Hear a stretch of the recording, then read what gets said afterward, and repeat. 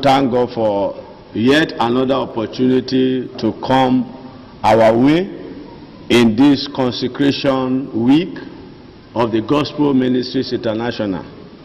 We thank God for all the days we have spent waiting on the Lord. And I believe that our waiting will not be in vain. This day I want to bring a word on the subject I was given by the General Overseer of our ministry, Reverend Dr. Moses Kayode Omodanisi. Sir, I want to say thank you for the privilege and the platform to bring this word. We are going to quickly look at the benefit of speaking in tongues. The benefit of speaking in tongues. I will quickly go to Acts chapter 1. We will read two part of the scriptures. Number 1, verses 4 to 8, and number 2, chapter 2, verses 1 to 4.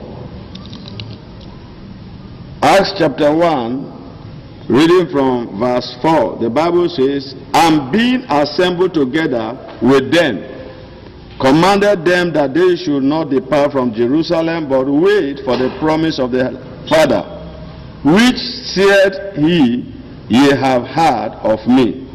For John truly baptized with water, but ye shall be baptized with the Holy Ghost not many days hence. When they therefore were come together, they asked of him, saying, Lord, wilt thou at this time restore again the kingdom to Israel? And he said unto them, It is not for you to know the times or the season which the Father had put in his own power.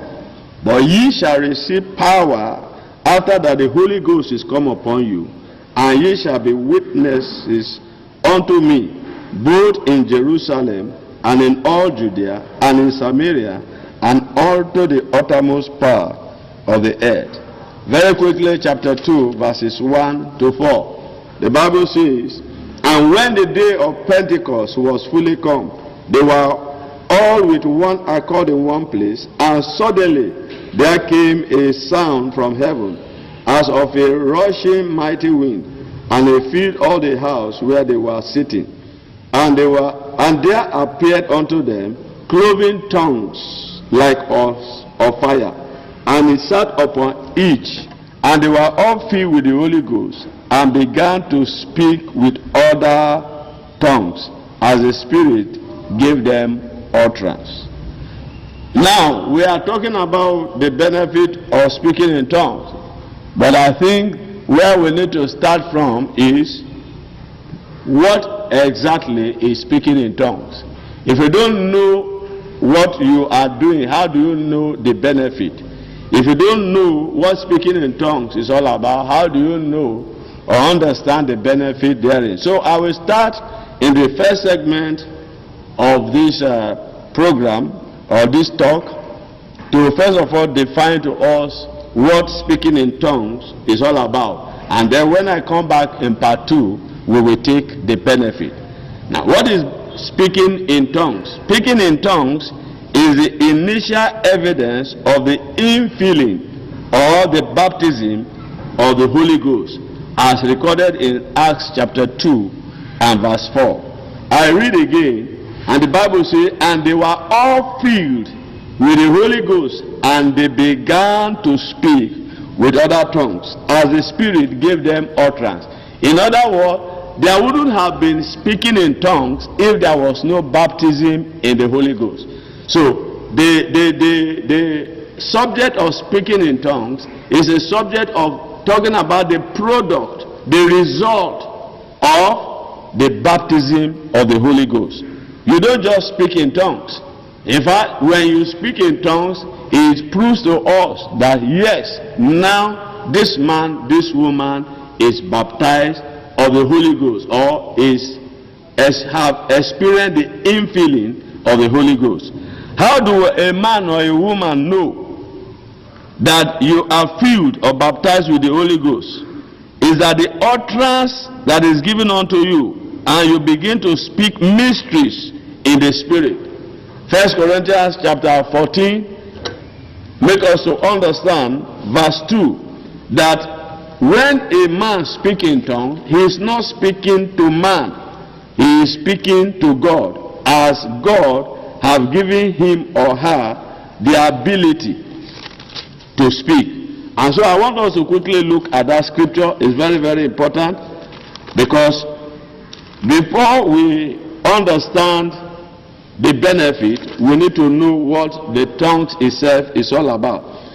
1 Corinthians chapter 14 verse 2 says, "For he that speaketh in an unknown tongue speaketh not unto men, but unto God. For no man understandeth him, howbeit in the spirit he speaketh mysteries." In other words, when you speak in the spirit, you speak in tongues, you are speaking in the spirit. Your utterance is given to you, and you speak mysteries. It's a language of the spirit. You speak directly to God. When men hear you speak, they can't understand, and it is not your business for them to understand. Your business is to have that infilling, or to have that experience of the baptism of the Holy Ghost. The interpretation of tongues, let me quickly say, belongs to God. But also it is given to men as a gift. The interpretation of tongues is a gift given by God to men. 1 Corinthians chapter 12 and verse 10 gives me the reason for that.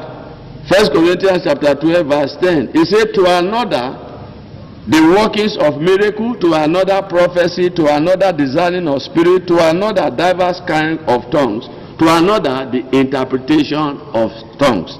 This particular scripture is trying to tell us the kind of gift, spiritual gift that God gives to his people.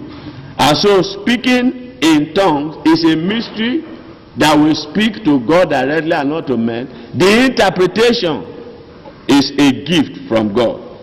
And by the grace of God, I want us to understand also that from Romans chapter 8 and verse 26, we understand that we cannot pray as we should, as human beings in the flesh, but the Holy Spirit, which we have by reason of our new birth, quickens us or help our infirmities, our weakness, so that we can pray rightly. Let me quickly also read that scripture to us for better understanding. Romans chapter 8 and verse 26. Romans chapter 8 and verse 26. The Bible says, "Likewise the Spirit also help our infirmities, for we know not what we should pray for as we ought, but the Spirit itself maketh intercession for us with groanings which cannot be uttered." Praise the name of the Lord. So if you put all of these scriptures together, I don't know what you understand now. What is speaking in tongues? Speaking in tongues is speaking the language of the Spirit, speaking in your spirit, or your spirit speaking to God directly. And of course, when you are speaking mysteries, what is the simple definition for mysteries? Something that cannot be understood easily. Deuteronomy 29:29 said, "The secret things belong unto God, except the ones that he, make us to understand that they are for us and for our children." And so, speaking in tongues is one thing, the interpretation of tongues is another. And the interpretation for any man, any woman that is baptized with the Holy Ghost and speaks in tongues, you may need to also go further and ask God to give you the gift of interpretation of tongues. Let me quickly say this. Speaking in tongues is also for our personal use, unlike prophecy. While prophecy could be directed to the church general, the speaking in tongues is for personal use by the person who is now born again. By the time we go to the benefit, you will understand me better. But I need to let you know what exactly speaking in tongues is. Now, I will quickly, before I round up on this segment, differentiate the speaking in tongues as a baptism of the Holy Spirit, different from the baptism of John by water, or what we do or practice in the church, baptism or water baptism. Baptism with water or water baptism. You know, there is a scripture I love so much on this subject. Acts chapter 19. I will quickly go through it. I round up on this. Acts chapter 19 is very, very important for all my dear listeners to follow me. You will agree with me that if you don't understand or have an in-depth understanding of what speaking in tongues is, you will not also enjoy or have access to its benefit. Acts chapter 19. And it came to pass that while Apollos was at Corinth, Paul, having passed through the upper coast, came to Ephesus, and finding certain disciples, he said unto them, Have ye received the Holy Ghost since ye believed? And they said unto him, We have not so much as heard whether there be any Holy Ghost. And he said unto them, Unto what then were you baptized? And they said, Unto John's baptism. Then said Paul, John verily baptized with the baptism of repentance, saying unto the people that they should believe on him which should come after him, that is, on Christ Jesus. When they had this, verse 5, they were baptized in the name of the Lord Jesus. And when Paul had laid his hands upon them, the Holy Ghost came on them, and they spake with tongues and prophesied. So what am I trying to say? I'm trying to differentiate the water baptism from the baptism of the Holy Spirit, or baptism by water and baptism by the Holy Spirit. They are two different things. Now, we undergo water baptism or baptism by water for repentance. That is why each time somebody is born again, you go through, or we make you go through as pastors, through what we call a foundation class or new believers class. Why? To ground you in the word of God, take you through a process of knowing what the Bible is saying about you, your new creation in Christ. And so we climax that foundation with the baptism of water.